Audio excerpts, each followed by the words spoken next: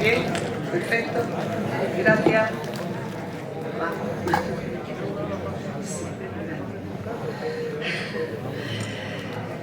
Bueno, buenas tardes, noches ya.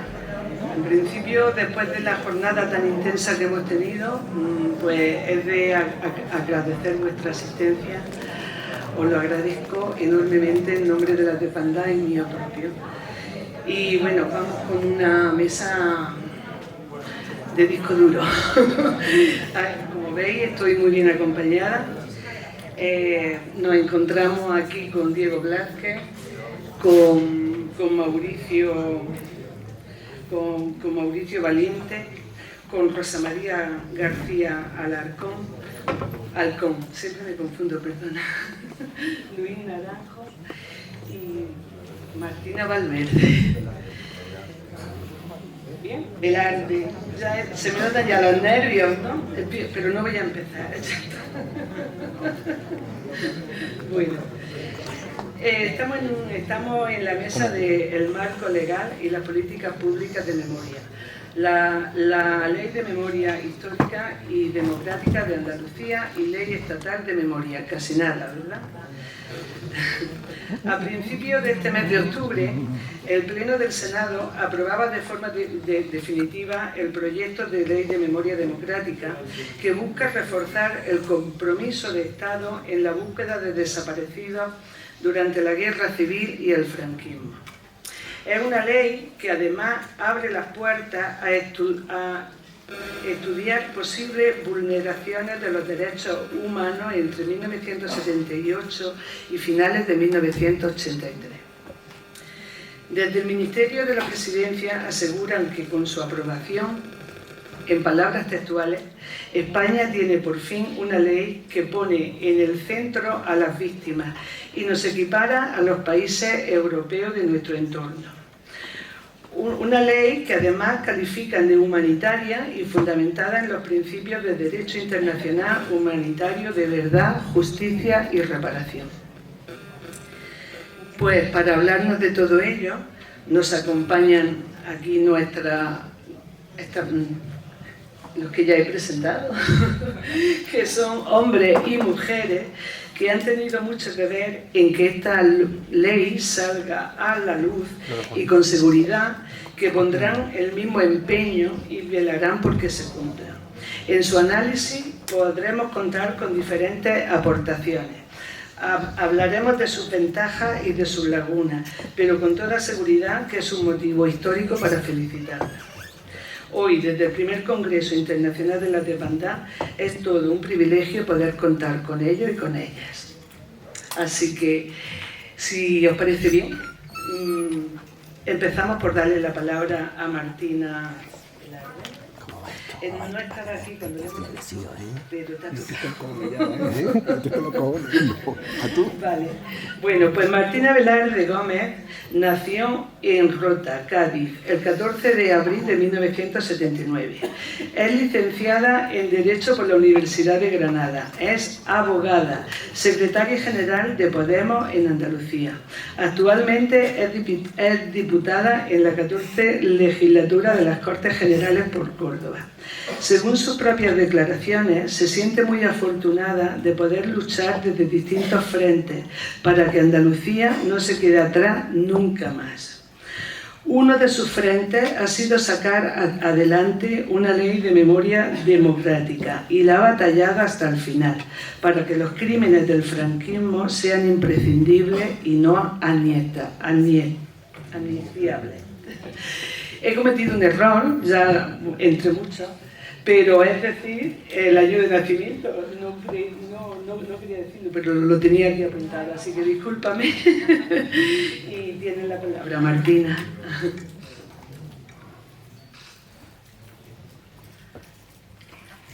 ¿Se escucha? Bueno, lo primero, muchísimas gracias por esta invitación. Quiero daros la enhorabuena a los organizadores y bueno, a quien habéis hecho posible este primer Congreso Internacional de la Desbandada, que espero que sea el primero de muchos, porque hace mucha falta y bueno, pues muchas gracias a la organización, también a Lola por su amabilidad y por hacerlo todo tan fácil, a Luis por la invitación también de hace unos meses. Y la verdad que cuando me invitaron, que ya hace bastantes meses, que estábamos para que hablase del trámite de la Ley de Memoria Democrática, pues no estaba yo muy convencida, o por lo menos tenía muchas dudas de que cuando viniese hoy la ley estuviese aprobada y publicada en el BOE. Pero bueno, hace 9 días que la Ley de Memoria Democrática, la Ley 20/2022 de Memoria Democrática, ese proyecto de ley, está aprobado en el BOE, por fin, ¿no? Quiero empezar, como normalmente siempre he hecho todas mis intervenciones en el Congreso, para aprobación no solamente de estas leyes, sino también para proyectos no de ley que hemos estado aprobando durante estos 3 años, y es dando las gracias, porque se habla muchas veces de los padres y las madres de los padres de la Constitución, y no se habla de los padres y de las madres que nos trajeron nuestras libertades y nuestra democracia. Y bueno, me estoy mirando por aquí y hay mucha gente también con cierta edad que ha vivido toda esa época, toda la época también de la transición. Antes estaba hablando con un compañero sobre eso. Y creo que hay que dar las gracias pues, todos los días, porque al final son los que lo trajeron durante todos sus años de lucha, de nuestros padres, de nuestros abuelos, de nuestras abuelas, esas libertades y esa democracia que creo que ahora en esta ley se reconoce. Y también por la parte que nos toca, y aunque solamente llevamos 3 años en el gobierno, bueno, pues pedir perdón porque llegamos 45 años tarde. Sé que hay una ley, la ley de 2007, que ya hacía algunos avances, pero es verdad que si una ley no tiene mecanismos y no tiene herramientas para ejecutarla posteriormente, pues al final se queda en una mera declaración de intenciones y se queda en papel mojado, que es lo que pasó con la ley de 2007. ¿Qué se hace en esta ley? Pues intentar dar un paso más y que haya herramientas, que haya un régimen sancionatorio también, total y completo por fin, para que esta ley se pueda llevar a buen término y que pueda ser ejecutada y que no vuelva a haber las lagunas que ha habido antes. Soy la portavoz de Memoria Democrática en el Congreso de los Diputados por parte de Unidas Podemos, y además he tenido el honor de ser la ponente junto a Enrique Santiago, que es secretario del Partido Comunista de España. Los dos hemos sido ponentes por parte de Unidas Podemos en el Congreso. No voy a decir que ha sido un camino fácil, ha sido un camino muy difícil, ha sido un camino arduo. De hecho, empezamos en el año 2020 con el trámite de la ley, y hace 2 años, fue en septiembre de 2020, que se presentó el anteproyecto de memoria. También el articulado del anteproyecto nos parecía muy descafeinado, nos parecía además que era muy insuficiente, y por eso pues trasladamos al Partido Socialista nuestra voluntad de presentar enmiendas a ese texto, que habíamos trabajado de forma participada con los colectivos memorialistas de todo el Estado español, ¿no? Tras todos esos trabajos con los movimientos memorialistas, y pues trasladamos al Partido Socialista nuestras enmiendas, y llegamos a un acuerdo durante bastantes meses después, que no se incluían tampoco, algunas cosas sí, pero otras no, dentro de no el anteproyecto, sino en el proyecto de ley que ya se presenta en julio de 2021. Y el 18 de noviembre de 2021 es cuando, llegando a acuerdos con el Partido Socialista, presentamos 42 enmiendas conjuntas y seguimos trabajando durante todo ese periodo con el resto de partidos políticos para ver si podíamos llegar a acuerdos también con el resto de fuerzas políticas que estaban con disposición y con voluntad de aprobar la ley. Parecía que todo iba encaminado, pero es verdad que se retrasó muchísimo. Hubo un momento en el que el Partido Socialista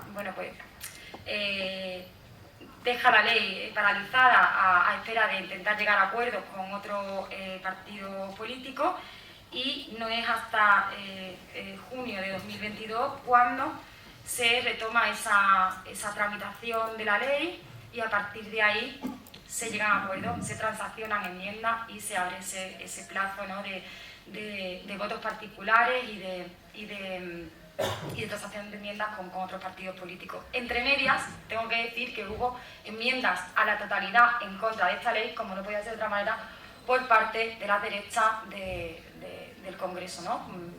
Enmiendas a la totalidad por parte del Partido Popular, de Ciudadanos y de Vox, cuyas intervenciones todavía me duelen, porque las viví en directo, bueno, porque fue un insulto a las víctimas y un insulto también a, como digo, los padres y las madres de nuestra democracia y de nuestras libertades. Pero, bueno, por fin, el 14 de julio de este año, de 2022, se aprueba en el Congreso este proyecto de ley que va al Senado. No sabíamos si en el Senado, que se presentaron 500 enmiendas, bueno, pues iba a tener que devolverse otra vez al Congreso o no, pero al final esas enmiendas no salen adelante y el texto se queda tal y como estaba y vuelve a, bueno, se publica directamente en el BOE porque no tiene que volver al Congreso. Ha sido un proceso largo, muy trabajado, muy participado también con los movimientos memorialistas. No es tampoco, quiero decir, la ley, digamos, de Unidas Podemos, es una ley que está consensuada con el resto de fuerzas políticas y sobre todo con los socios de gobierno. Desde luego, si nosotros fuésemos los que tuviésemos los 120 escaños y no los 35, como nos pasa en esta correlación de fuerza, pues igual la ley no sería la misma, pero es evidente que no tenemos la fuerza mayoritaria dentro de esta coalición, ¿no? De estos acuerdos de gobierno que llevamos en el programa, y ha salido con el mayor consenso posible con el resto de fuerzas. Nosotros siempre, como siempre, hemos sido más ambiciosas y más ambiciosos, pero sí tengo que decir que es un paso importante el que se da en esta ley. Creo que la ley de memoria democrática, con todos sus fallos, con sus errores, evidentemente que queramos que fuese más ambiciosa, sí es un éxito indudable y, como digo, la ley de 2007 no se cumplió porque no estaba dotada de las herramientas ni los mecanismos para poder ejecutarse, y eso es lo que cambia sustancialmente en esta ley. No teníamos esos instrumentos para poder parar el sabotaje continuado de la derecha, tanto judicial y política, para la reparación de las víctimas de la dictadura y del franquismo. Y me gustaría destacar los avances y los mecanismos que se han aprobado para dar debido cumplimiento a esta ley, ¿no? Lo primero es que hoy el franquismo es ilegal en nuestro país. Se condena el golpe de Estado del 36, la posterior dictadura, y se declara ilegal el régimen franquista. Y eso lo dice el artículo 1.3 de esta ley. También que todas las leyes, incluida la de amnistía, pues se interpretarán conforme al derecho internacional, convencional y constitucionario, y en particular con el derecho internacional humanitario por los crímenes de guerra, de lesa humanidad, de genocidio y de tortura, y tienen la consideración esos crímenes de imprescriptibles y amnistiables. Espero que con esto ningún juez más pueda utilizar la ley de amnistía para no investigar los crímenes de franquismo. Eso lo dice en el artículo 2.3. Luego también el reconocimiento de la condición de víctima, que es que creo que es algo fundamental, importante y que tenía que estar recogido en la ley y que todavía no se ha reconocido como tal. Se reconoce a todas las personas y a los familiares también directos que sufrieron cualquier tipo de represión por parte del franquismo. Además también la sentencia y las condenas que sufrieron los luchadores por la libertad van a ser nulas de pleno derecho. Ya presentamos una iniciativa también para que se anulase, bueno, pues como andaluza, ¿no?, que tengo que decir, la sentencia de Blas Infante, pero ahora con el artículo 4 de la ley van a ser nulas de pleno derecho todas esas sentencias y esas condenas que sufrieron por parte del franquismo y de sus aparatos. Es muy importante, como decía, que se dote también a esta ley de instrumentos para que esto se pueda llevar de forma efectiva a término, ¿no? Así que vamos a tener un banco de ADN para reconocer a las víctimas y también el robo de bebés, que es importante, un fiscal de sala que esté especializado para poder luchar contra la impunidad del franquismo, que es lo que ha pasado hasta ahora. Creo que es un avance importantísimo. También el derecho al acceso a los archivos públicos y privados, que era también una reivindicación, justa reivindicación que aquí se recoge, y un censo para la recuperación, la defensa y la conservación del patrimonio documental, que es importante. También que se definan los símbolos, los elementos y los actos que sean contrarios a la memoria democrática para su retirada o su eliminación con un completo régimen sancionador si eso no se lleva a cabo, para que se garantice justamente ese cumplimiento. También se incluyen los contenidos curriculares educativos de la historia, la historia y la memoria democrática española. Creo que eso es un avance importantísimo y una reclamación también por parte de los educadores y las educadoras de todo nuestro país. Y también tengo que hablar del reconocimiento, los reconocimientos, los honores, las distinciones, condecoraciones, recompensas que se habían dado a personas que saltan a la dictadura, que se le ha dado a personas que estaban dentro del aparato represor. Se va a retirar todas esas distinciones y todos esos honores. También vamos a suprimir los títulos nobiliarios que se concedieron entre 1948 y 1968, lo dice el artículo 41. Va a haber un consejo de la memoria democrática, que eso me parece muy, muy importante, como órgano consultivo que va a ser participado por las entidades memorialistas del Estado español, que lo dice en el artículo 57, y se va a crear un centro de la memoria democrática para salvaguardar la dignidad de las víctimas.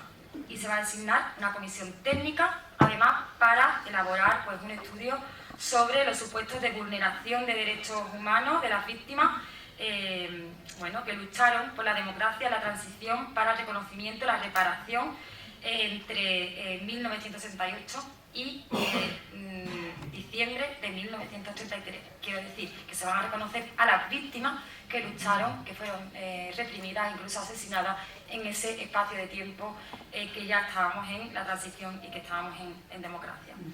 Y para terminar, quiero resaltar también el título segundo de la ley, porque creo que es importante. Ese título abre con una mención muy especial al papel activo de las mujeres de nuestro país como protagonistas de una larga lucha por la democracia, por los valores de la libertad, de la igualdad, de la solidaridad, que es transversal en todo el texto de la ley. En las luchas y en los sufrimientos, las mujeres de nuestro país fueron sujetos activos en la vida intelectual, profesional, política y sindical, y sufrieron humillaciones, vejaciones, violaciones, persecución y violencia por su lucha o simplemente por ser hija, madre o compañeras de represaliados o asesinados. Se va a reconocer también como víctimas a los niños y a las niñas sustraídos, robados, adoptados sin el consentimiento de sus progenitores, que fue además, no voy a recordar, una especial forma de represión contra las mujeres que ha llegado hasta bien entrada la democracia de nuestro país, y era de justicia. Por lo tanto, creo que no es la ley que, como he dicho, que a lo mejor nos hubiese gustado en su totalidad o con nuestra ambición, pero creo que es muy importante este paso, que tenga mecanismos, que además esté presupuestado dentro de los presupuestos también, para que todas estas cuestiones se lleven a cabo, todas estas medidas, todos estos artículos. Y creo que la democracia en la que tenemos hoy, y termino con eso, que gozamos en España en este momento, se la debemos a Blas Infante, a García Lorca, a José Manuel García Caparrós, a Enrique Ruano, a Luis Companys, a Julián Grimau, a las aceituneras del municipio sevillano de San Juan de Alnafarache,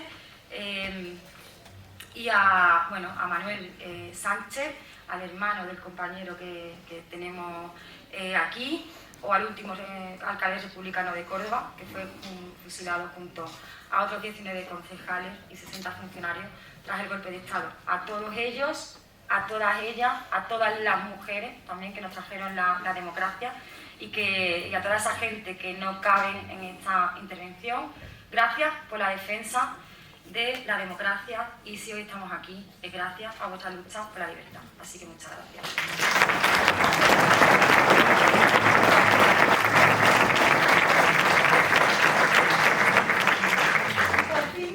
Fuera de la Macarena.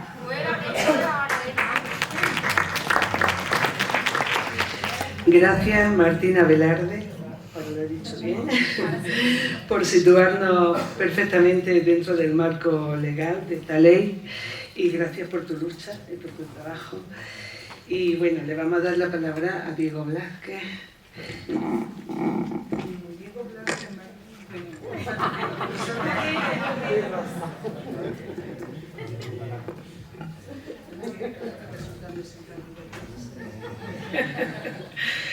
bueno, Diego Blázquez es doctor en Derecho por la Universidad Carlos III de Madrid. Desde julio de 2018 trabajó como vocal asesor en el gabinete de la vicepresidenta primera del Gobierno. Acumula una amplia experiencia institucional en labores de asesoramiento y coordinación y ha formado parte de los gabinetes del Ministerio de Igualdad desde 2009-2010. En la Secretaría General de Política Social 2011 y la Alcaldía de Madrid desde 2016 al 2018. ¿Vale? Desde octubre de 2016 a marzo del 2017 fue vocal asesor en el gabinete de Manuela Carmena y después director del gabinete del área de Gobierno de Cultura y Deporte en el mismo consistorio. Actualmente Diego Blázquez es director general de Memoria Democrática desde el 29 de enero del 2020. ¿Tienen la palabra? Muchas gracias, Lola. Buenas tardes a todas y a todos. Es un placer estar aquí y bueno, muchas gracias por haberme invitado a este congreso. La desbandada ha ocupado muchas horas de trabajo de este año. Como sabéis, pues para muchos ya lo habréis visitado, imagino que tenemos la exposición en la Fundación Unicaja en Málaga, que se acaba el día 31, y tengo la obligación de hablar de mi libro, que para eso lo hemos hecho. Está muy bien la exposición, no os lo perdáis. Mañana no abre, es lo malo, o sea que tenéis ya el último día. Yo no sé si el lunes ya van a empezar las labores de desmontaje o no. No sé cómo lo van a organizar logísticamente, porque al ser luego el día 1 festivo, no lo sé, pero bueno, me imagino que darán información en la... Sí, pues bueno, es que quería hacer referencia y agradezco mucho la invitación. Yo, bueno, voy a intentar ser muy breve, porque sé que lleváis muchas horas escuchando, reflexionando, y me imagino que estando Martina, estando Mauricio y yo mismo, pues a lo mejor casi que os, en vez de que hablemos de la ley, tiene ganas de preguntar o de dar vuestra opinión, así que voy a intentar ser muy breve. Y luego también me une, entre otras cosas, con Mauricio, pues el haberme dedicado a todo el tiempo a cosas de derechos humanos, y a ver si promoviendo, siempre me da miedo que promoviendo los principios de verdad, igualdad, perdón, de verdad, justicia, reparación y garantía de no repetición, vayamos a vulnerar otro tratado internacional muy importante, que es la prevención de lucha contra la tortura. Y no quiero torturaros, que un sábado a estas horas ya estamos rozando la tortura. Bueno, yo lo que quería es lanzaros una serie de reflexiones generales sobre lo que ha sido el proceso, en la parte que nos ha tocado desde el Poder Ejecutivo de la elaboración del proyecto de ley, y luego, pues bueno, yo creo que Martín ha señalado perfectamente las grandes novedades, los grandes contenidos. Hay dos reflexiones generales que me importa hacer. Una, que se refiere a la complejidad que tiene esta ley por la multitud de interlocutores que ha tenido. Es una riqueza, lo señalaba Martina, es la participación, el pluralismo, la escucha. Nosotros, cuando señalaba Martina que el proceso se inicia en junio del 20, es porque empezamos una primera fase de participación pública, una audiencia pública previa, en la que tuvimos un montón de participación, de intervención, recepción de sugerencias, de ideas. Además, al mismo tiempo, pues abrimos tanto el secretario de Estado como yo mismo, como también muchas de los vocales, de los asesores que forman parte del equipo, gente muy reconocida, pues Paco Echeverría en el ámbito de las exhumaciones, Paco Ferrandiz en el ámbito más antropológico, otro compañero que viene de aquí de Andalucía, Eduardo Barrera. Bueno, todos hicimos un gran esfuerzo de escucha, de atención, y nos echamos pues muchas horas de atención, telefónicamente o por medio de las nuevas tecnologías, porque estábamos en pandemia. Esa es una de las singularidades. Nosotros empezamos a preparar el proyecto de ley, pues claro, en medio de la situación del COVID, ¿no? Y eso, bueno, también yo creo que los que estáis en el ámbito parlamentario pues sabéis las dificultades que ha supuesto para la agenda legislativa pues esta grave contingencia que ha vivido todo el mundo y también nuestro país. A mí personalmente me ha enriquecido muchísimo. He podido conocer, pues uno de los motivos por los que estoy muy contento de estar aquí es porque, bueno, vuelvo a encontrar con gente con la que he hablado mucho durante estos meses, pues a Manuel, a Luis, a Remedio, que también me ha saludado, a Miguel Vaquero, al propio Mauricio. En fin, yo creo que eso a mí me ha enseñado muchísimo. He conocido gente, no solo a los que he citado, ¿no? Pero se me vienen a la cabeza dos nombres, ¿no? Fausto Canales y Antonio Deza de Córdoba, gente que de verdad es admirable. Yo creo que me acuerdo de la frase de Vázquez Montalbán cuando decía que el antifranquismo es uno de los esfuerzos más nobles y más dignos de recordar que existe en la historia de la humanidad, por todo lo que tiene, pero también por el valor de sus personas, ¿no? Y que ese es un gran patrimonio moral y político y ciudadano que tiene este país y que no podemos olvidar. Decía estos dos nombres, Fausto Canales y Antonio Deza, que es gente que con una humanidad increíble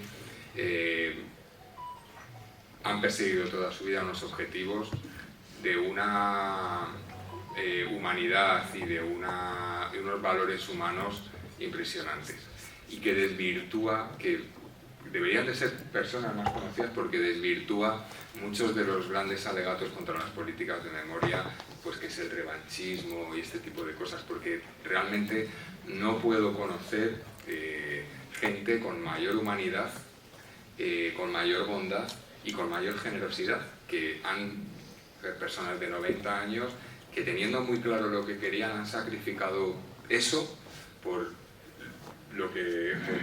porque se asentara bien la democracia, se creían de verdad los riesgos y asumían que a lo mejor estas luchas personales merecían la pena sacrificarlas, ¿no? Y a mí eso es una mención que me gustaría hacer, porque creo que es muy importante, ha sido muy importante para mí, y creo que es importante también ponerla en la escena pública. Y luego la otra reflexión general que quería hacer es el sentido que tiene retomar y reforzar las políticas de memoria pública a través de normas.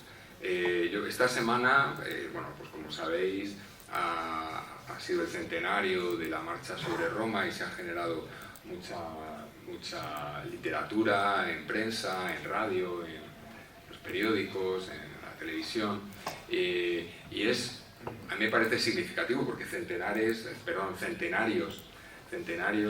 de acontecimientos pues los hay todos los días, pero es significativo que en nuestra sociedad esto se haya tomado esta relevancia, ¿no? No sé, yo he mirado, por ejemplo, en El País, ayer le dedicaban 2 páginas enteras a una entrevista con un historiador, con Gentile, para hablar de este fenómeno. No sé, Julián Casanova hoy mismo he leído, que creo que en Infolibre también publica una reflexión sobre esto.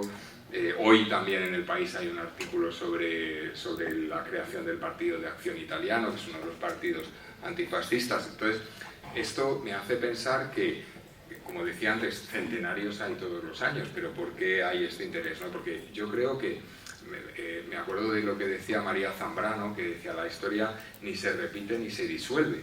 Cuando un problema permanece, no es que se repita, es que no se ha resuelto, entonces permanece en el tiempo, ¿no? Entonces yo creo que nuestras sociedades todavía son conscientes de esos pozos de totalitarismo, de falta de comprensión de lo que es verdaderamente el sistema democrático.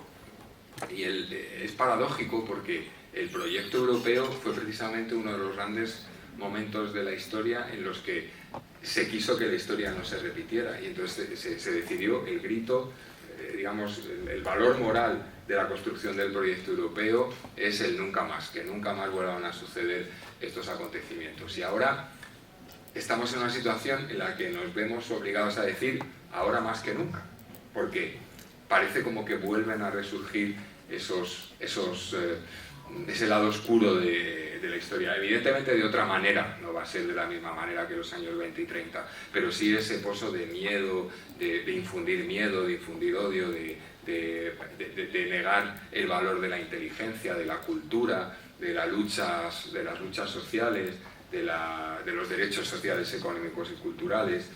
En fin, yo creo que eso es lo que al final justifica que no solo en España, sino en otros muchos países estén resurgiendo la importancia de las políticas de memoria pública o de memoria colectiva.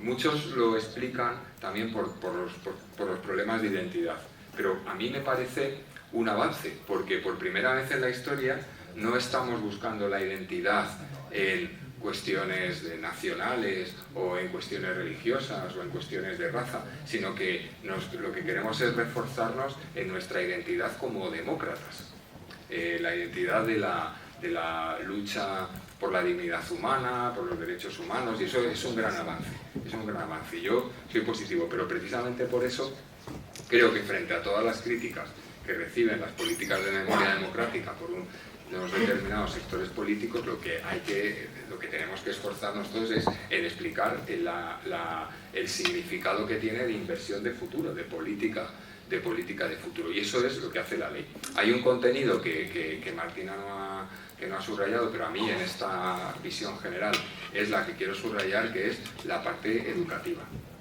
Ese es el verdadero futuro, el invertir en formar en valores, en formar en conocimiento de cómo funciona una democracia, de cómo son el respeto de lo que significa el respeto a los derechos fundamentales, lo difícil que es construir la democracia. Yo pongo un ejemplo: ahora se ha propagado o se está propagando, no solo por España, sino en muchos lugares, una demonización de los sindicatos. No, hombre, hay que conocer que la raíz y el fundamento de los avances en derechos sociales, económicos y culturales es precisamente gracias a las organizaciones obreras y al movimiento obrero articulado a través de los sindicatos.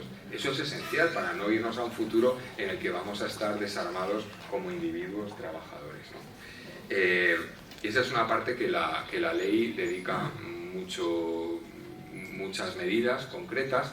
Algunas, es importante señalar que algunas ya están en marcha, porque como efectivamente la tramitación parlamentaria de la ley ha sido tan compleja, avanzó la ley de educación y estas medidas han podido ser insertadas en la ley de educación y están ya incluidas en los decretos tanto de contenidos mínimos, tanto del bachillerato como de la enseñanza secundaria. Eso ya está, porque avanzó la ley. Y eso es un elemento fundamental. Eso es un elemento fundamental de inversión de futuro, de formación de una ciudadanía activa, crítica, por supuesto, exigente, pero también comprometida con los valores, ¿no?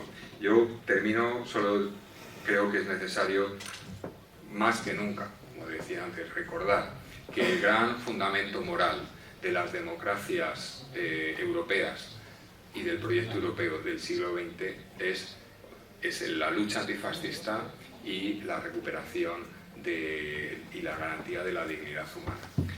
Es verdad que eso no lo podemos formular en los mismos términos que los años 30 o 40, hay que adaptarlos a la actualidad. Pero el fundamento y el corazón tiene que ser ese y no se nos puede olvidar. Y yo creo que la mayor inversión de la ley tiene que ser en esas medidas vinculadas con la educación, con la sensibilización y con las medidas relativas a la cultura y a la difusión de los valores y de los principios como decía antes, de verdad, justicia, reparación y garantías de no repetición. Yo creo que, en fin, quería trasladaros estas consideraciones y, por supuesto, esto no significa que ahora pues, podáis preguntar o discutir las cuestiones concretas sobre el proyecto, sobre la ley. He dicho tantas veces proyecto de ley que no me acostumbro a decir ley 20, 22 de 19 de octubre, para que todos lo sepáis que está publicada en el web. Bueno, muchas gracias.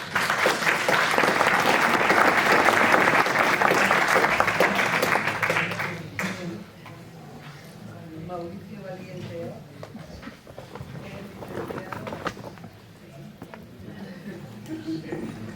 Seguimos. Es licenciado en Derecho por la Universidad Complutense de Madrid. Otra vez, ¿no? Correcto, Sí. correcto. En un doctorado buenísimo. Perfecto, vaya. Y es doctor por la Universidad Carlos III de Madrid. Su especialidad en la abogacía es la de Derechos Humanos. Fue concejal en el Ayuntamiento de Madrid por la formación Ahora Madrid y coportavoz de Izquierda Unida Madrid, así como tercer teniente alcalde de la capital española. Actualmente es el coordinador parlamentario de Izquierda Unida en el Congreso de los Diputados dentro del grupo político de Unidos Podemos, En Común Podem, Galicia en Común. Además, es responsable de Memoria Democrática del Comité Central del Partido Comunista de España. Adelante. Muchas gracias y, en primer lugar, también reconocer el trabajo que venís haciendo estos días en el Congreso, que a mí me ha sido de gran utilidad y creo que a todas y a todos los que estáis aquí os va a dar réditos en el trabajo. Yo lo primero que quería pedir y señalar como tarea de todos es la necesidad de leerse la ley. Es una ley muy compleja en cuanto a su extensión, no es especialmente difícil, pero que nos da muchas herramientas para nuestro trabajo. Los que estamos en el activismo social, los que están en el ámbito educativo, en las instituciones. Los municipios tienen una tarea bastante importante por delante, ¿no? Hay que hacer un esfuerzo porque, más allá de su valoración, que como decía Martina en su intervención, pues hay opiniones para todos los gustos, es muy importante que se convierta en herramientas para trabajar. Y así es como voy a enfocar yo mi aportación a esta mesa redonda, ¿no? Leí hace poco en un libro que me ha parecido magnífico, el de Castigar a los Rojos, de Ángel Viñas, Guillermo Portilla y Francisco Espinosa, que hacían una reflexión sobre la importancia de que desde el movimiento memorialista manejemos bien los datos. Manejemos bien los datos, porque a veces pensamos que exagerando las cifras o hablando a brocha gorda ayudamos y a veces nos enfrentamos con la dura realidad que eso se echa en nuestra cróntara, ¿no? Y creo que eso hay que hacer también con la ley, conocerla bien para utilizarla y no hablar de oídas, ¿no?, para ser más eficaces en el trabajo. ¿Por qué lo digo? Porque la ley, ya digo, puede ser valorada como mejor, peor, más insuficiente, pero en todo caso sí creo que responde a una correlación de fuerzas parlamentaria que no se da en el ámbito social. Y no, con esto no quiero ser derrotista, quiero ser realista. Creo que estamos perdiendo la batalla, sobre todo entre la gente joven.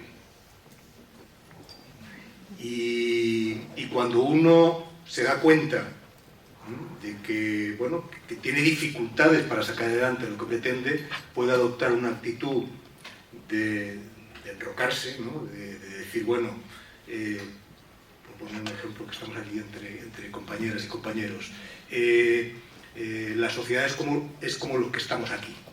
Y por lo tanto, lo que tenemos que hacer es elevar el tono del discurso. Esto puede ser una opción. Yo, sin embargo, creo que hay que arriesgar e intentar modificar la correlación de fuerzas en lo social y dirigirse y prepararnos, dotarnos de instrumentos y herramientas para dirigirse a los indecisos y a intentar neutralizar el discurso del enemigo. A lo mejor, bueno, lo he puesto de una forma un poco esquemática, ¿no?, porque a lo mejor todo siempre es más complejo.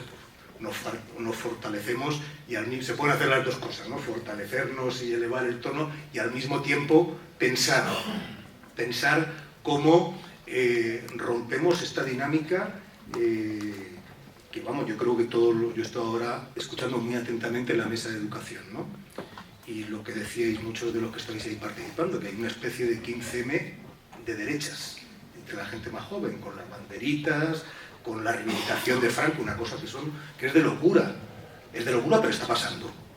Y creo que bueno, quizá a lo mejor es más fácil, ¿no?, en estos espacios elevar el tono y reiterar de lo que estamos convencidos, pero tenemos que armarnos de herramientas para combatir esa realidad. ¿Cuál creo que es el terreno donde la indecisión y el discurso del enemigo está creciendo? La utilización de la equidistancia, ¿no? Ahora he escuchado a mi camarada, compañero y amigo Enrique Díaz, ¿no?, que decía, ¿no?, claro, la equidistancia es como decir, bueno, ni machismo ni feminismo, ¿no?, para ridiculizar lo que es ese planteamiento, ¿no?, que lo utilizan muchas veces en el ámbito de la memoria, que es eso de equidistancia. Pero la equidistancia responde a una realidad que es fácilmente asumible por un sector muy amplio. Y si os fijáis, porque hay que escuchar el discurso de los que tenemos enfrente y de la extrema derecha, hay que escucharles para combatirles mejor, a veces asoma la oreja peluda del fascismo y reivindican a Franco, porque son lo que son. Pero tiene un discurso, la mayor parte de su discurso es agarrarse a la equidistancia, ¿no?, y decir, hombre, pues sí, claro, o sea, a veces lo hacen, pero es difícil que entren de frente, ¿no? Dan vueltas para generar dificultades, ¿no? Y tenemos que ser capaces de enfrentarlo. También por una realidad que bueno, todos conocemos. Buena parte de lo que se llama el franquismo sociológico. El franquismo sociológico es que, bueno, nuestros padres, bueno, muchos de nosotros hemos vivido una parte de nuestras vidas y tuvimos que conformarla a un régimen dictatorial. El otro día escuchaba la presentación, ¿no?, de historias de vida que hacía la compañera y explicaba que incluso gente muy combativa tuvo que adaptarse para sobrevivir. Y eso tiene un peso en nuestra sociedad. Y eso hace que la reacción de la equidistancia, en mucha gente que a lo mejor sufrió el franquismo y sufrió la represión en la guerra, pero tuvo que encontrar y hacerse una película, porque claro, decir que eras un represaliado, asumirlo, tenía unas consecuencias evidentes, ¿no? Y luego, evidentemente, también, como no, es algo que no es un secreto para nadie, hubo personas, entre otras cosas, hubo combatientes del ejército sublevado, del ejército franquista, que fallecieron en los enfrentamientos, hubo una situación de movilización social desordenada para enfrentar al golpe de Estado que generó víctimas. Es una realidad. Y eso es algo que están trabajando, ¿no? No tenemos que negarlo, lo tenemos como una realidad, y a partir de ahí aprovechemos los recursos que tenemos adelante. Yo, y con esto concluyo, creo que hay 3 instrumentos que hemos peleado, que hemos debatido, que hemos modificado desde el proyecto inicial de la ley, que nos sirven para ese combate que considero necesario. Lo recordará Diego. Inicialmente la redacción hablaba de las víctimas de la guerra y de la dictadura. Y nosotros insistimos muchísimo, hay que añadir una referencia al golpe de Estado, porque es clave, y creo que la redacción que finalmente queda en la ley es clave, y creo que nos da un argumento poderoso a todos los niveles, no solo en el debate social, sino en un ayuntamiento cuando se plantee esta cuestión que se van a plantear, o en un colegio o en un centro educativo cuando se plantee cómo abordar esta realidad. Todas las víctimas y todas las personas que sufrieron fue como consecuencia de un golpe de Estado que puso fin a un régimen constitucional. Y ese enfoque es fundamental. Ese enfoque es fundamental. Claro, si no hubiera golpe de Estado, no hubiera tenido la mayoría de la población que levantarse a defenderse ante el hundimiento, entre otras cosas, de la institucionalidad. Claro que hubo situaciones que vivieron muchas familias, pero ahí es donde tenemos que señalar. Creo que la ley lo hace, y quería presentarlo porque es fundamental que trabajemos en esa línea. La guerra no fue fruto de un enloquecimiento colectivo, de una lucha fratricida, eso que se ha presentado a veces, ¿no? Que de repente nos volvimos todos locos. No, fue consecuencia de un golpe de Estado y de un proyecto de aniquilación de un momento de desarrollo democrático social en nuestro país como no había vivido anteriormente. Segundo instrumento que creo que nos ayuda, la vinculación del franquismo con los regímenes fascistas europeos. ¿No? Hay incluso una redacción que negociamos, que era para los lugares de memoria y para evitar reacciones defensivas que había habido, señalar también, claro, aquellas unidades militares del franquismo que actuaron bajo el amparo de las potencias del eje. Yo fui concejal, como has dicho en la presentación, del distrito de Chamartín en Madrid, y un tribunal nos anuló el cambio de la calle Caídos de la División Azul, diciendo, oiga, es que eso no tiene nada que ver con la guerra española. Esto es una unidad en la Segunda Guerra Mundial, y anularon la sentencia, ¿no? Bueno, esto es simplemente un punto de muestra, pero el conjunto de la ley, leyéndolo, vais a ver cómo tiene esa conexión que me parece que es fundamental. ¿Por qué también? Para combatir el anticomunismo, porque es otro elemento del discurso de la derecha y de la extrema derecha. Claro, bueno, pero es que estaba el fascismo, pero claro, luego el socialismo en la URSS pues cometió una serie de abusos y excesos, ¿no? Claro, y muchas veces se les olvida, claro, y Francia y el Reino Unido eran potencias coloniales. O sea, porque a veces nosotros mismos lo decimos en los debates, bueno, las potencias democráticas nos avanzaron. Bueno, las potencias democráticas, unos regímenes que sometían a más de la mitad del planeta bajo su bota. aplicando unas medidas muy poquito democráticas, ¿no? Y bueno, pues el ejército, bueno, por poner un ejemplo, ¿no? Siempre se menciona, yo creo en los debates se habla de la matanza de Katyn, ¿no? De los soldados del ejército polaco, ¿no? Que es un crimen que tiene que ser analizado, como todos, pero bueno, y las bombas atómicas sobre Hiroshima y Nagasaki, ¿no? Que destrozaron, vamos, eso, el principio de distinción del derecho internacional, ahí está desaparecido, o el bombardeo de Dresde por parte del gobierno británico. Esto quiero decir que hay un consenso antifascista, que fue el resultado de la reacción frente al carácter industrial de la maldad que suponía el proyecto nazifascista, que está vinculado con el funcionamiento y la legitimación del franquismo. Y creo que eso es muy importante desarrollarlo porque se ha dicho en varias intervenciones, Diego ha cerrado así su intervención, sin antifascismo no hay democracia. Y que no vendan esa justificación que dicen la equidistancia por la vía de esta presentación, que creo que es engañosa y perniciosa y que se puede combatir explicándolo perfectamente con lo que sucedió. Y en tercer lugar, el deber y el derecho a la verdad, tal y como recoge la ley, tercer instrumento que tenemos a nuestro alcance y que creo que va a ser muy importante, a través de lo que no lo dice así la ley, pero es una comisión de la verdad, y con esto acabo, perdona, que me he extendido.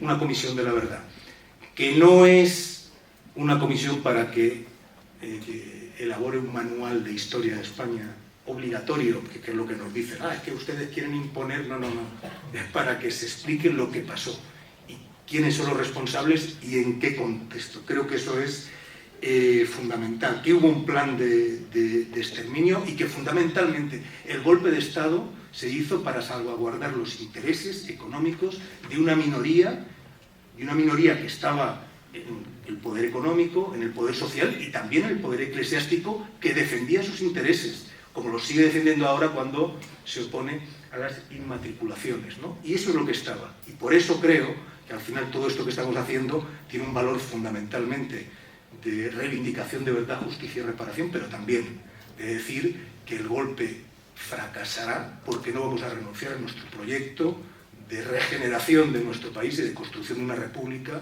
con pleno ejercicio de derechos y libertades.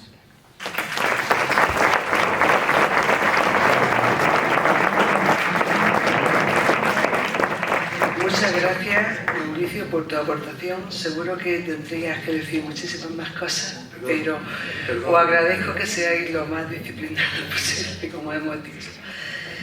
Bueno, pues Rosa María García, no sé. Rosa María se define como una activista social. Así estuvimos hablando, ¿verdad? Cuando era estudiante de medicina, ingresó en la Federación Universitaria Democrática de España, la FUDE, que luchaba contra la dictadura de Franco. Por ese motivo fue detenida en agosto de 1975 y pasó 6 días en la Dirección General de Seguridad, sede de la Policía Secreta franquista, donde sufrió torturas. Fue encarcelada durante 3 meses en Yesería, la cárcel de mujeres de Madrid, y condenada por el Tribunal de Orden Público a 2 años de cárcel por los delitos de propaganda ilegal y asociación ilícita, y posteriormente fue indultada. La sentencia condenatoria sigue siendo legal, ya que en España todavía no se han declarado ilegales y nulas las sentencias de los tribunales franquistas. Es querellante en Argentina y en el Estado español contra González Pacheco, que es conocido como Willy el niño, que murió en su cama tranquilamente, además. Murió, bueno, pues vale. Fallecido en el 2021. Y otros policías por haber sufrido la tortura.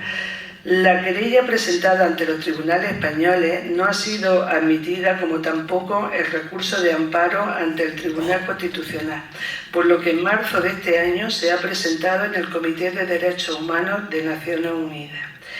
En la actualidad es presidenta de la Comuna, Asociación de Presos y Represaliados por la dictadura franquista, que lucha por recuperar la memoria democrática, conseguir justicia y acabar con la impunidad de los crímenes del franquismo y la transición.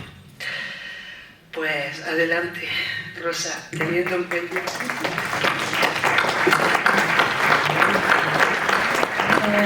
Muchas gracias a la organización de este congreso, que de verdad que es impresionante, y en especial a Loli Sierra, por haber sido tan amable.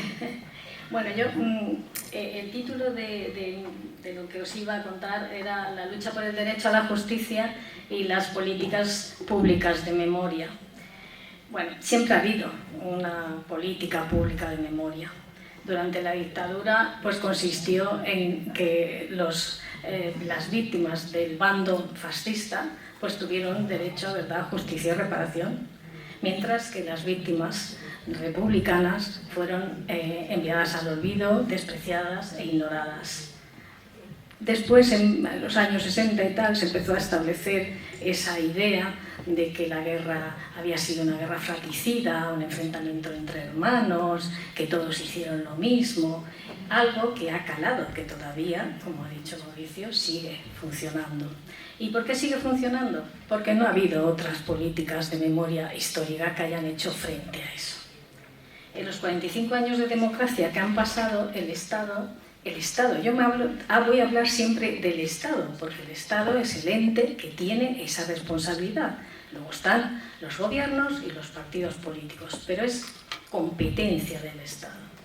Pues el Estado español ha abordado el tema de la memoria histórica un poco a cuentagotas y con algunas disposiciones legislativas que no les voy a contar, no se preocupen porque no les voy a aburrir, pero desde los gobiernos de Adolfo Suárez hasta los gobiernos de Rodríguez Zapatero se fueron aprobando algunas normativas, algunos decretos, algunas leyes que, por ejemplo, dieron pensiones a los mutilados de la guerra del ejército republicano en el año 76, 40 años después del golpe del Estado, porque no habían tenido derecho ni siquiera a pensión. También a las viudas y a los huérfanos en el año 79, pero tenían que haber demostrado que su marido, su padre, había fallecido en la guerra. Imaginaos en el año 79 recorrer registros, archivos, etc. Pues aún así hubo gente que lo hizo. También ya con Felipe González, pues digamos que se devolvió los bienes acumulados, bueno, una cosa que se llama así, bienes de sindicales acumulados a los sindicatos. Hubo bastante pelea anterior, pero bueno, se les devolvió. Igualmente se les reconoció derecho a pensión y algunas mejoras a los que habían estado en el ejército durante la guerra, en el ejército republicano, a las fuerzas de orden igualmente republicanas y a los carabineros. Sin embargo, a los milicianos no se les reconoció ese derecho. Y a finales, en 1990, pues en la Ley de Presupuestos Generales del Estado se concedió una indemnización de pago único de 1 millón de pesetas, entonces unos 6.000 euros, a aquellos que pudieran demostrar que habían pasado 3 o más años en la cárcel y que además ese año, 1990, ya tuvieran los 60 años cumplidos o lo fueran a cumplir. Es decir, los que habían nacido de 1930 hacia atrás. La mayoría de los que sufrieron prisiones durante la dictadura no entraban dentro. Esas dos leyes fueron reformadas luego por la ley de Zapatero. Incluso Aznar hizo un decreto ley por lo que se restituyó a los partidos políticos históricos, a PC, a PSOE, etc., pues los bienes incautados. Todavía, igual que pasa con el patrimonio sindical, todavía ronda alguna cosa. Y ya llegamos a Rodríguez Zapatero, que hizo 2 cosas. Una, una ley por la que digamos que se ayudaba a las pensiones mínimas que tenían los niños de la guerra. Y la famosa Ley de Memoria Histórica de 2007, que tiene un nombre muy largo, que por supuesto no se lo voy a contar porque no lo va a memorizar nadie, y además ya no está en vigor, y que tuvo, como todos sabemos, un recorrido escasísimo. Y llegamos al momento actual, y ahora tenemos la Ley 20 de 2022, de 19 de octubre, de Memoria Democrática, que acaba de entrar en vigor. Vaya por delante que para nosotros, para la comuna, y creo que para la mayoría de las organizaciones memorialistas, es una ley que tiene considerables avances respecto a la anterior. Y que además consideramos que gran parte de esos avances han sido gracias al impulso, a los requerimientos y a las luchas del movimiento memorialista. Pero faltan cosas, porque para nosotros, las víctimas del franquismo, los resistentes a la dictadura, ya se han pasado muchos años esperando.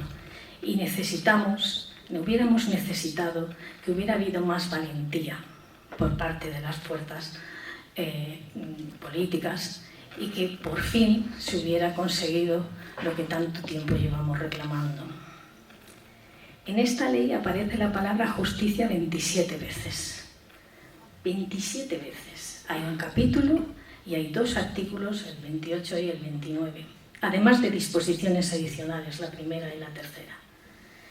Pero yo creo que no hay que confundir, cuando hablamos de este tema de memoria, lo que significa justicia con lo que significa justicia. Porque justicia está definido a nivel internacional, está definido en el derecho internacional humanitario y en el derecho internacional de los derechos humanos. Yo no voy a competir, por supuesto, con 2 grandes juristas en ese tema, pero supongo que saben lo que les digo. Se habla de justicia para procesar a los autores, cómplices, encubridores y organizadores de los graves delitos contra los derechos humanos, y hacer a los estados responsables de esa investigación y de su judicialización. Porque el objetivo fundamental de eso que llamamos justicia, verdad, justicia, reparación, es acabar con la impunidad o impedir la impunidad de esos crímenes.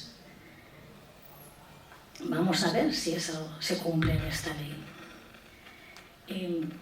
La verdad es que es un derecho que es innegable, pero también es innegociable.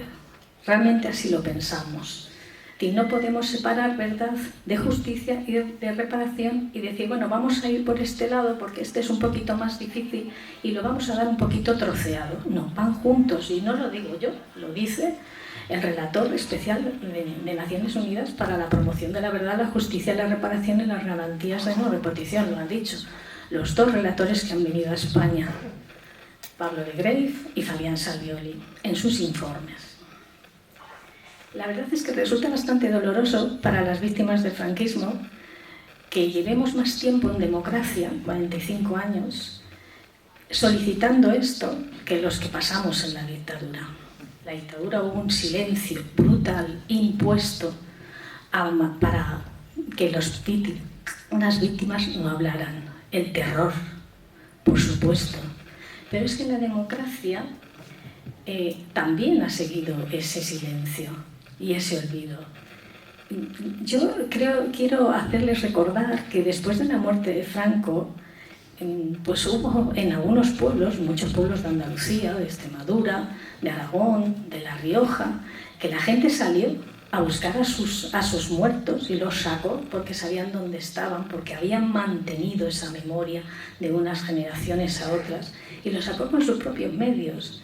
E incluso a partir de las elecciones municipales de 1979 hubo ayuntamientos que valientemente se enfrentaron al miedo que había todavía entonces, hicieron monumentos, hicieron actos reivindicativos, ¿no?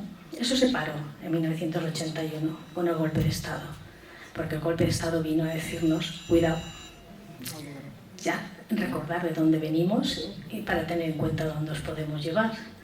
Y aún así siguió en la memoria histórica. Pero es que en la transición, que no fue ni modélica ni pacífica, sino todo lo contrario, todos sabemos porque la hemos vivido, que fue una transición sangrienta donde hubo muchos muertos. Está aquí el hermano de Arturo Ruiz, uno de los asesinados en una manifestación pro amnistía. Pues se fraguó ese pacto de silencio y olvido, en el que participaron partidos, dolorosamente participaron partidos de la izquierda, no todos, algunos.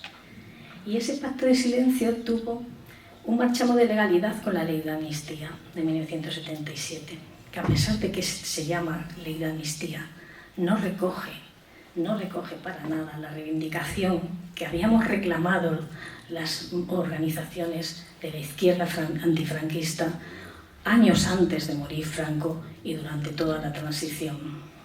¿Por qué? Porque se equipara víctimas y victimarios.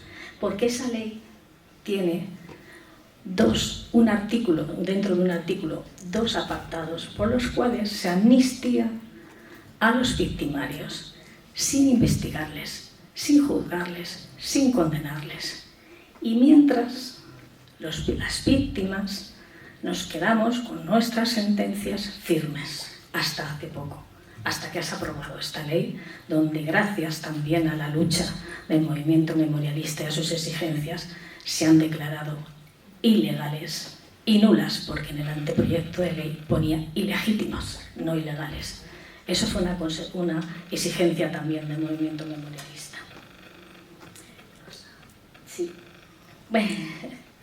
Bueno, yo solo quiero decir, esta ley va a servir para juzgar los crímenes del franquismo, porque el hecho más claro de la indefensión de las víctimas es que existe una querella argentina, es que se tuvieron que ir a miles de kilómetros, es que esa querella es una querella que ya tiene 1000 querellas puestas, es que en esa querella hay 23 personas investigadas, entre ellas Rodolfo Martín Villa, que sigue investigado.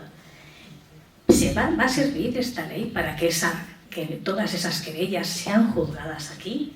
Vamos a verlo, porque en el concreto, en los artículos que aparecen en esta ley, sí se crea una fiscal de sala que tiene una serie de funciones como es investigar, y se dice que el Estado va a asegurar que haya una tutela judicial efectiva, y además la jurisdicción internacional dice que o se juzga o se extradita. Aquí no se ha juzgado ni se ha extraditado a ninguno de los victimarios. Las querellas que hemos puesto, como ha dicho ella, no han sido admitidas. Entonces, lo que queremos es que haya una judicialización, que haya una verdad jurídica, una verdad judicial que establezca lo que pasó, no solamente quiénes fueron las víctimas, también quiénes fueron los victimarios. Ha dicho Mauricio que hay que tener cuidado con los datos. Es que no tenemos los datos. Es que los datos los tiene que conseguir el Estado, que es el único que puede hacerlo. Es que nosotros solo podemos decir cosas aproximadas, pero son cientos de miles de víctimas. El artículo 3, me gustaría que lo leyeran, el artículo 3 define lo que son víctimas. En el anteproyecto tenía 5 o 6 apartados, ahora tiene 13 apartados. Imaginaos la cantidad de víctimas que causó esa dictadura brutal. Y luego, además, tenemos el ejemplo de Argentina, que se puede juzgar después de décadas, que se puede seguir investigando, que se puede seguir persiguiendo a estos victimarios. ¿Por qué no se puede hacer aquí? ¿Por qué en España no se puede juzgar al franquismo? ¿Por qué en España no se puede acabar con su impunidad? Eso es verdaderamente lo que me gustaría que me contestaran. Y solo voy a terminar con una reflexión.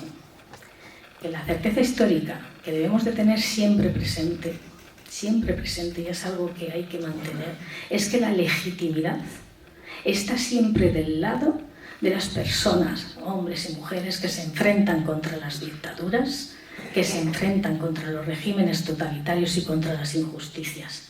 Esta es una verdad incuestionable. Por lo tanto, nos asiste esa legitimidad como resistentes y como víctimas de una de las más crueles dictaduras y posteriormente de una de las más crueles transiciones que hemos padecido. Así que nuestro derecho a seguir exigiendo verdad, justicia y reparación creo que sigue en pie. Muchas gracias.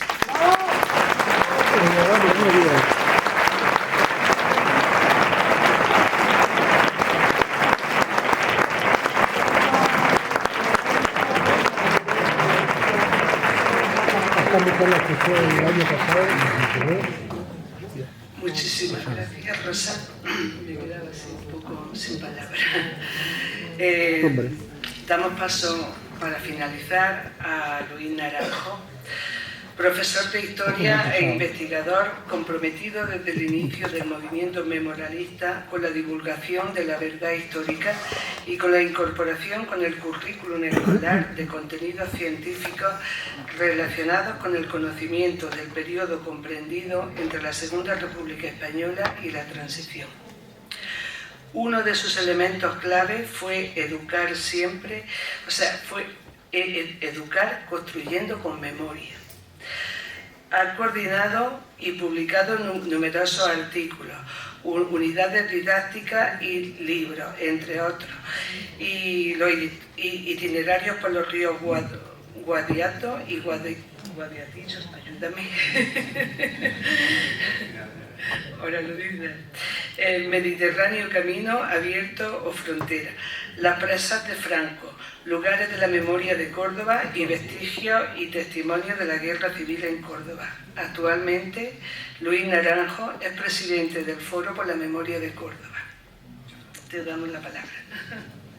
Bueno, después de lo que se ha dicho aquí, que es mucho y muy bueno, se oye, ¿no? A ver, ahora sí. Yo lo que voy a intentar es establecer una especie de hilo entre lo que aquí se luchó y se aprobó con la aportación del movimiento memorialista andaluz, que es la Ley Andaluza de Memoria de 2017, que me tocó coordinar e impulsar como primer director general de Memoria Democrática de la Junta de Andalucía.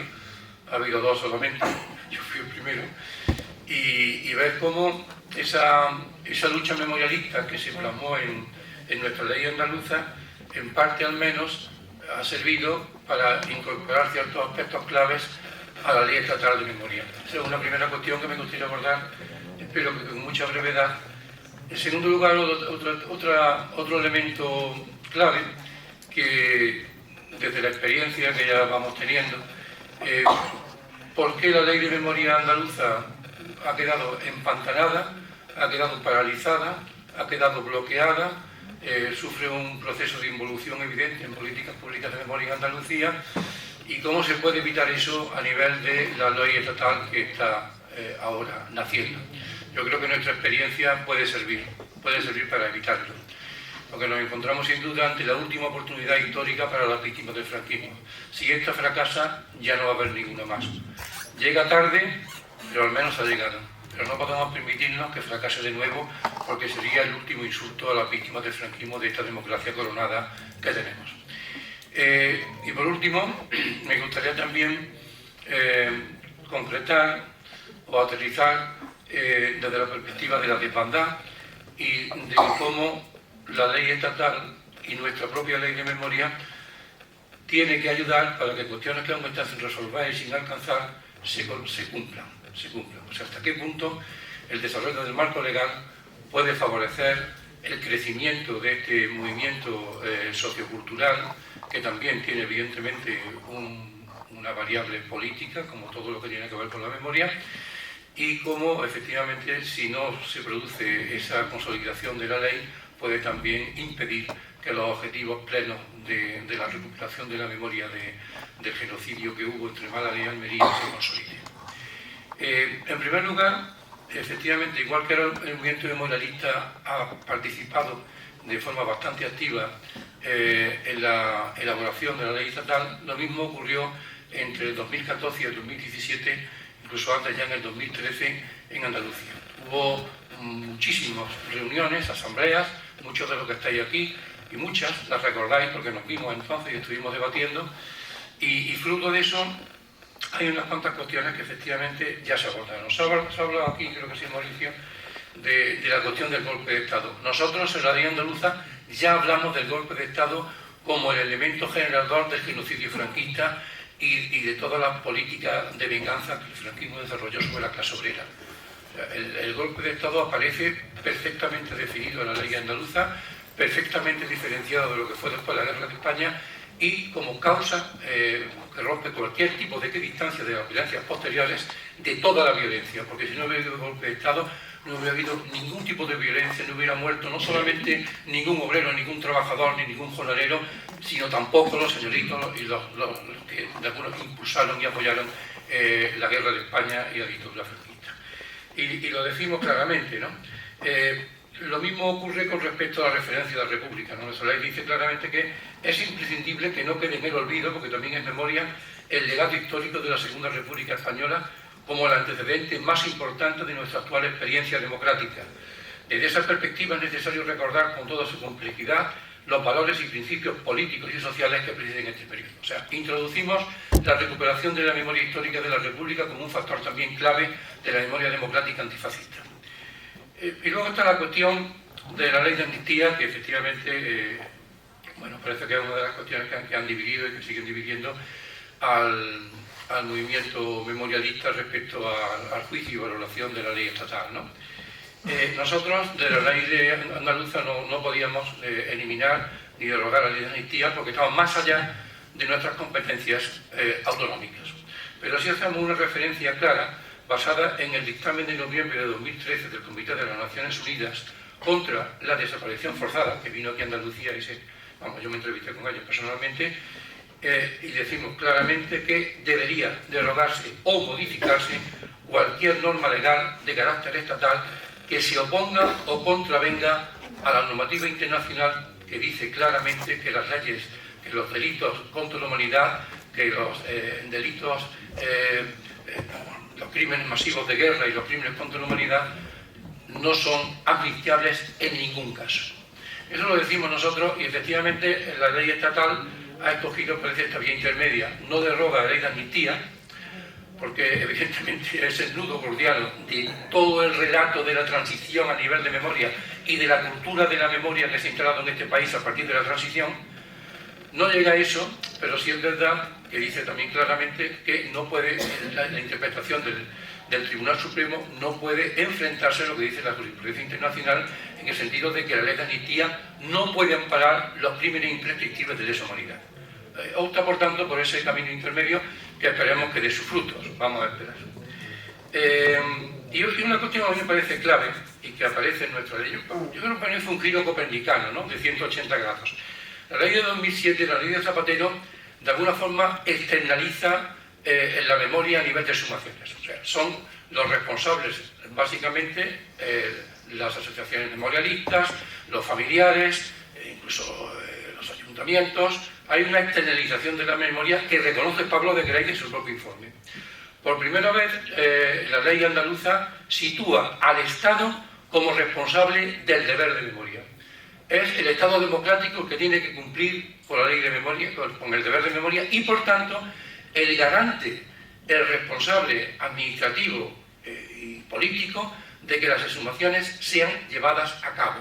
Eso sí, con el control y con la participación del movimiento memorialista y de las asociaciones de víctimas, pero lo que no puede hacer el Estado es derogar mediante una política de subvenciones el tema central de las exhumaciones a familiares o a víctimas. Porque, como dice Pablo de Grey, eso ha influido evidentemente en que los jueces acaben no personándose en las propias exhumaciones, puesto que se ha privatizado el proceso exhumatorio. Así que esta es una cuestión central. Por tanto, no podemos plantearnos la ley estatal de memoria como un mero desarrollo o mejora de la ley de 2007 de Zapatero. No. Es, desde el punto de vista de la filosofía de las políticas públicas de memoria, un giro de 180 grados que sitúa al Estado por primera vez, desde que hay democracia en este país después de la Guerra Civil, lo plantea como el responsable y garante de los procesos exhumatorios y de todas las políticas públicas de memoria. Eso, como digo, me parece una cuestión fundamental y espero que efectivamente se aplique. Como no quiero extenderme mucho porque ya estaremos cansados, hay otras cuestiones también claves. Por ejemplo, la creación de un Consejo Andaluz de Memoria. Ahora se plantea la ley estatal como un Consejo Estatal de Memoria. El Instituto Andaluz de Memoria Democrática a nivel andaluz ahora se plantea como un instituto estatal también a nivel de memoria. La creación de un banco de ADN a nivel andaluz que ha fracasado por falta de voluntad política, no solamente de este gobierno de derecha y ultraderecha, sino que también podemos echar la mirada un poquito atrás. Porque también un poquito atrás hubo falta de voluntad política en abordar esta cuestión clave para que las exhumaciones sirvan para que recuperen personalmente, individualizadamente, los restos de los desaparecidos a las familias correspondientes. Ahora, en la ley estatal se plantea efectivamente un banco de ADN a nivel estatal, creándolo en red. Esperamos que esta vez sí que sirva, porque sin esto las exhumaciones pierden gran parte de su valor, que va más allá de lo probatorio para llegar a lo humano y a lo personal. Eso es una cuestión clave que ya aparecía, como digo, en nuestra ley. La capacidad del Estado, en este caso era la Junta del Estado, de expropiar cualquier terreno, incluyendo terrenos municipales, que he hablado de cementerios, de ayuntamientos que se nieguen a exhumar, hacer una expropiación parcial, poniendo siempre por delante el derecho de las víctimas al derecho del propietario en cuestión. Eso está en nuestra ley y aparece ahora también. Y la cuestión de un régimen sancionador, que no existía en el 2007 y sí aparece ahora.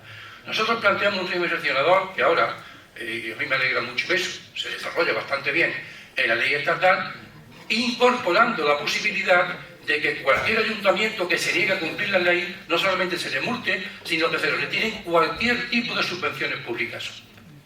Ese es el camino, y espero que esta vez se haga. Espero que esta vez se haga. Por no hablar de política educativa.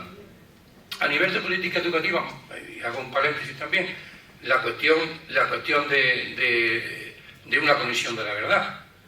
En nuestra ley andaluza le llamamos grupo de trabajo para, de alguna forma, encontrar la verdad. Pero es lo mismo, es una comisión de la verdad. La planteamos. Inútilmente, porque no ha prosperado, pero la planteamos. Y el tema educativo.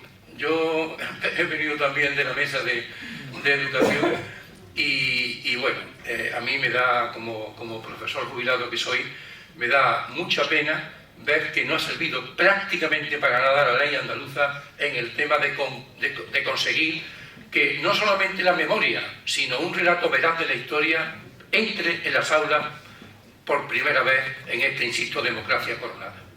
La cual es una vergüenza desde el punto de vista democrático. Esperemos que esta vez sí, pero yo tengo mis dudas. Yo tengo mis dudas porque no solamente basta con el currículum, que ya es mucho, que tenemos que verlo para creerlo, sino que hay que incidir también en algo fundamental, que es la formación del profesorado. Y eso no lo veo en la ley de la forma tajante que debería estar. Ningún profesor da lo que no posee. Eso es un principio pedagógico fundamental. Tú solamente puedes educar en aquello que posees primero. Y si muchos profesores ignoran lo que ocurrió, siguen siendo prácticamente incultos desde el punto de vista de la construcción del pasado reciente, y más todavía están imbuidos de la memoria de la equidistancia, incluso del negacionismo, ¿qué van a trabajar? ¿Qué currículos van a trabajar si ellos mismos son incapaces de entender lo que ocurrió? Por tanto, los planes de formación, insisto, son absolutamente fundamentales.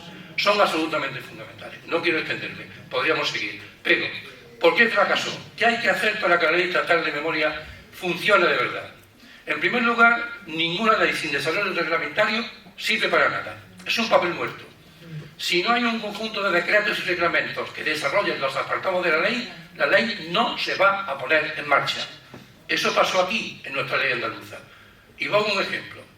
Los jueces no podrían revertir símbolos franquistas, como ha pasado en Córdoba, si hubiera un catálogo oficial mediante decreto de simbología franquista en Andalucía. Eso hace falta a nivel estatal. Simbología franquista a nivel estatal, para evitar las batallas legales que siempre perdemos, porque los jueces incluso llegan a prevaricar, en este caso. Hace falta un censo oficial de víctimas, porque las víctimas no lo son porque aparezcan en los libros de historia. Las víctimas lo serán cuando el Parlamento español reconozca oficial y públicamente el carácter de víctimas políticas que tuvieron y reconozca, por tanto, el genocidio franquista y el franquismo como un régimen genocida. Hace falta cuanto antes ese censo oficial de víctimas. Y hace falta efectivamente también un nuevo protocolo de exhumaciones. En España no hay un protocolo de exhumaciones que esté a la altura de la cuestión. Por eso no hay jueces en las fosas. Y por eso muchas veces el ADN no llega.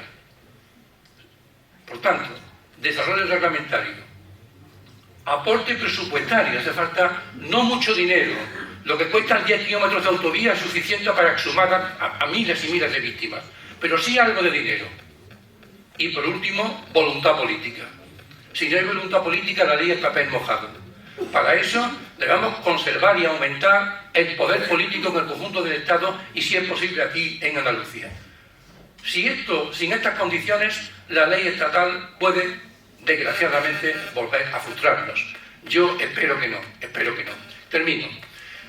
¿Cómo podría, de alguna forma, favorecer el logro de los objetivos de este magnífico movimiento sociocultural de la desbandad? Tanto el fortalecimiento de la ley andaluza, que ahora mismo está muerta prácticamente, porque la derecha es inteligente, no olvidemos, no es estúpida del todo. ¿Para qué quieren derogar la ley andaluza si basta con paralizarla, como han hecho? Claro, políticamente les cuesta mucho menos. Pues lo mismo ocurre. Y voy con unas cuantas cuestiones que son claves aquí. El aspecto educativo. Hace falta un impulso educativo potente para que la desbandada llegue al conjunto del Estado y a Europa. Hace falta la creación de un instituto de interpretación o de un centro de interpretación de la desbandada. A mí el término desbandada, la verdad es que cada vez me gusta menos, pero en fin, de la huida, entiendo el sentido que tiene, pero de la huida forzada de la población malagueña. Un centro de interpretación que sirva para explicar a los que llegan el sentido histórico y político, incluso cultural, porque estamos en lucha cultural de la cuestión. Hace falta, efectivamente, un plan de exhumaciones para que todavía los muchos desaparecidos y desaparecidas del proceso de exterminio se lleguen a cabo. Y ya me callo. Básicamente, efectivamente, el marco jurídico estatal y autonómico impulsaría mucho este magnífico movimiento. Vamos a ser optimistas y esperamos que sí sea. Gracias.